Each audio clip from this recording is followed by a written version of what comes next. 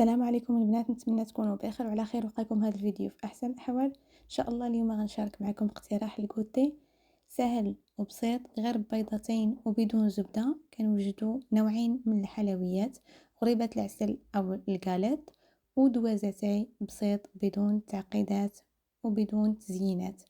النوع الاول كاليط، كيف كتشوفوا كيجي خفيف وطري من الداخل بحجم كبير.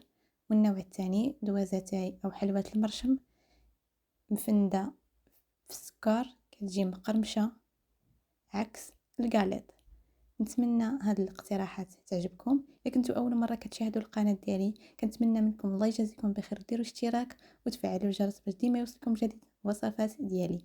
بسم الله على بركه الله. نبداو في الوصفه الاولى: حلوه المرشم. كناخذوا بيضه من حجم متوسط، ساشيه فاني ونصف كاس سكر فقط. كنخلطوا المكونات جيدا ومن بعد كنضيف كاس زيت المائده، وكنضيف ملعقه صغيره من نكهه فramboise الا كانت متوفره ضيفوها، ما كانتش ماشي مشكل، كتعطيها صراحه واحد المذاق خرافي. ولكن ما كانتش متوفره ماشي مشكل، اكتفيو بساشي فاني فقط راه كتجي زوينه ايضا. من بعد كنبدا نضيف الدقيق ديالي تدريجيا. كفاني 3 ديال الكيسان ديال الدقيق، ملعقه صغيره من خميره الحلويات، بمعنى نصف كيس من خميره الحلويات.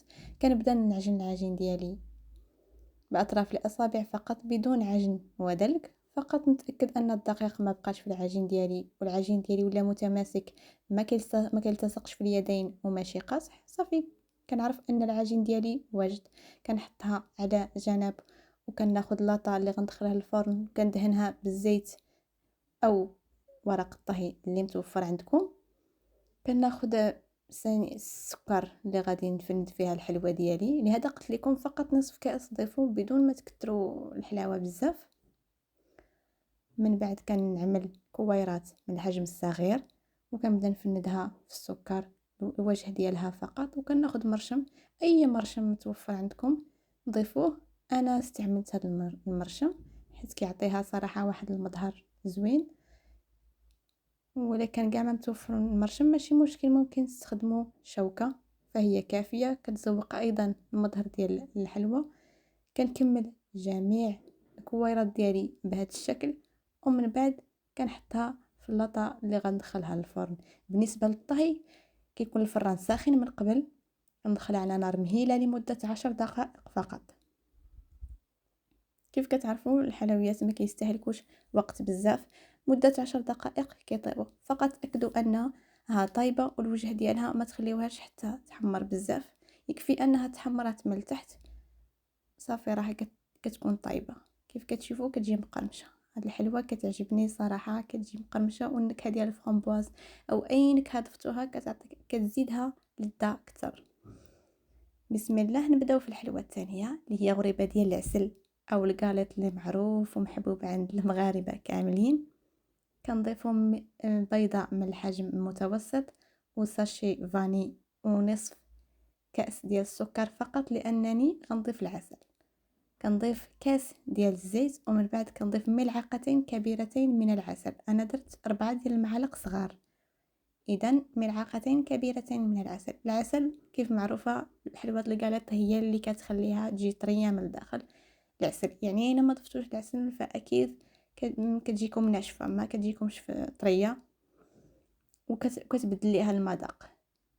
ومن بعد كنبدا نضيف الدقيق تدريجيا. كنضيف كيس من خميره الحلويات، كنبدا نعجن العجين ديالي حتى هو ايضا اطراف الاصابع فقط بدون مجهود، حتى كنتاكد ان العجين ديالي اصبح متماسك ما كيلتصقش في اليدين.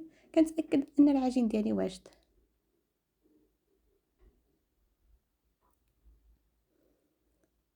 صافي كنحطو على جنب وكناخذ لاطه اللي غندخلها ايضا للفرن. كندهنها بالزيت او ورق الطهي اللي متوفر عندكم. كنبدا نعمل كويرات من الحجم الكبير. انا هنا درت حجم كبير، واخا ما عرفت واش غتبان لكم ولا لا، ولكن درت كاليط من الحجم الكبير. كيعجبني يكون في حجم كبير، ولكن الا بغيتو كويرات من الحجم الصغير المهم حاولوا تضغطوا عليه شويه باش ما يتفرقعش لكم، حيت الصراحه الكاليط لا تفرقع ما كيجيش زوين. بسطوها غير بيديكم شويه، ومن بعد كناخدو قهوة سريعة الذوبان وصفار بيضاء، كنخلط الخليط وكنبدا ندهن به الكاليط ديالي جيدا حتى كنتاكد انني دهنت جميع الجوانب. وكناخد شوكه وكنبدا نعمل خطوط. الخطوط بالنسبه للخطوط عملوها كيف بغيتو، ممكن تعملوها بحال هكا او تعملوها على شكل زائد، على الذوق اللي حبيتو اعملوه. المهم الطريقه راه موضحه لكم في الفيديو. ملي كنكمل جميع الكمويرات ديالي بهذه الطريقه كندخلها على نار مهيله، يكون الفران ساخن مسبقا لمده 10 دقائق، ايضا دغيا كطيب وكتصبح واجده. نتمنى هاد الاقتراحات اللي اقترحت عليكم سواء وريبات العسل الكاليط او حلوة المرشم تكون عجباتكم. صراحه تيوجدوا دغيا، كتوجدوهم في 10 دقائق وكتحطوهم يطيبوا في 10 دقائق، ثلث ساعه كتكون هاد الحلويات واجده، سواء ضيوف الغفله او الاحباب ديالكم كتوجدوهم دغيا بدون مجهود، بدون كثره التزيينات. صراحه كيوجدوا دغيا. نتمنى عجبتكم هاد الوصفات، ديروا لي لايك للفيديو وتقولوا لي شي تعليق زوين. الله يجازيكم بخير الراي ديالكم في هاد الحلويات، والسلام عليكم.